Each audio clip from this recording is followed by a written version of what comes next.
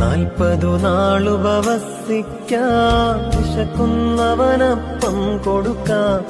ഈശായ്സുതനെ പോൽ ദിനം 7 വട്ടം പ്രാർത്ഥിക്കാം.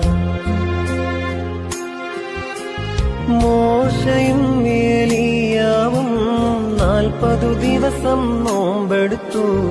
നമ്മുടെ കർത്താവും നോറ്റു, ആകൽ കറുസായെ ജയിച്ചു. ദൈവ തിരുനാമം മഹത്വപ്പെടുമാറാകട്ടെ. നോമ്പിൻ്റെ വലിയ യാത്രയിലൂടെ സഞ്ചരിക്കുന്ന നാം ഓരോരുത്തരും ഏകദേശം ഈ നോമ്പിൻ്റെ പകുതിയോളം എത്തിച്ചേർന്നിരിക്കുകയാണ്. നോമ്പിൻ്റെ യാത്രയിൽ ചില മനുഷ്യരുടെ ജീവിതത്തിൽ ക്രിസ്തു സാന്നിധ്യം നിവേദ്യമാകുന്ന കഥകളും സംഭവങ്ങളുമാണ് നാം ധ്യാനിക്കുന്നത്. കാനാവിലെ കല്യാണ വീട്ടിലെ അത്ഭുതത്തിൽ തുടങ്ങി ചില മനുഷ്യരുടെ ജീവിതത്തെ, അവരുടെ അനുഭവങ്ങളെയും അവരുടെ ശാരീരിക വെല്ലുവിളികളെയും ദൈവ സാന്നിധ്യത്തിൽ പരുവപ്പെടുത്തുന്ന ചില സംഭവങ്ങളിലൂടെയും അനുഭവങ്ങളിലൂടെയുമാണ് നാം കടന്നു പോകുന്നത്. ആഗ്രഹങ്ങൾ സഫലമല്ലാതെ പോകുമ്പോൾ നിരാശകളും പരാതികളും കുറ്റപ്പെടുത്തലുകളുമായി സഞ്ചരിക്കുന്ന മനുഷ്യരാണ് നാം ഓരോരുത്തരും. അവിടെ പഴികളും പരാതികളും ഉയർത്തപ്പെടുന്നതും ദൈവത്തിനെതിരെയുമാണ് എന്ന് നാം മറന്നുപോകരുത്. എന്തേ ദൈവം എൻ്റെ പ്രാർത്ഥനയുടെ സ്വരം ശ്രദ്ധിക്കുന്നില്ല? അങ്ങ് എന്നെ മറന്നുപോകുന്നുവോ? എന്നാൽ നമ്മുടെ യാചനകളിൽ ദൈവം എങ്ങനെയാണ് പ്രതികരിക്കുന്നത് എന്ന് ഒരു സ്ത്രീയുടെ മകളെ സൗഖ്യമാക്കുന്ന സംഭവത്തിലൂടെ കർത്താവ് നമ്മെ പഠിപ്പിക്കുകയാണ്.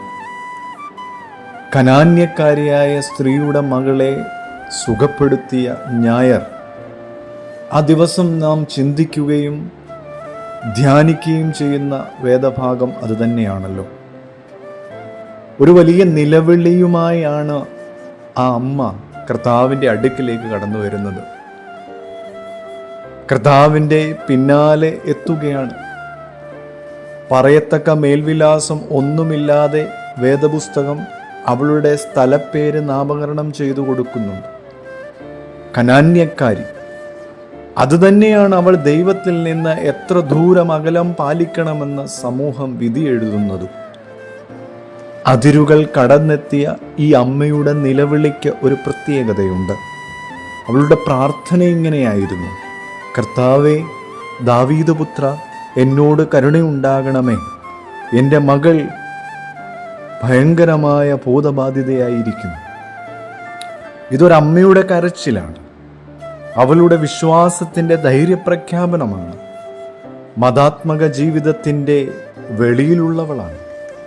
എന്നാൽ കർത്താവിനെ തൻ്റെ ജീവിതത്തോട് ചേർത്ത് വെക്കുമ്പോൾ സ്വയം തിരിച്ചറിയുകയാണ്: എൻ്റെ ആകുലതകൾക്കും വേവലാതികൾക്കും ഇവിടെ പരിഹാരമുണ്ടെന്ന്.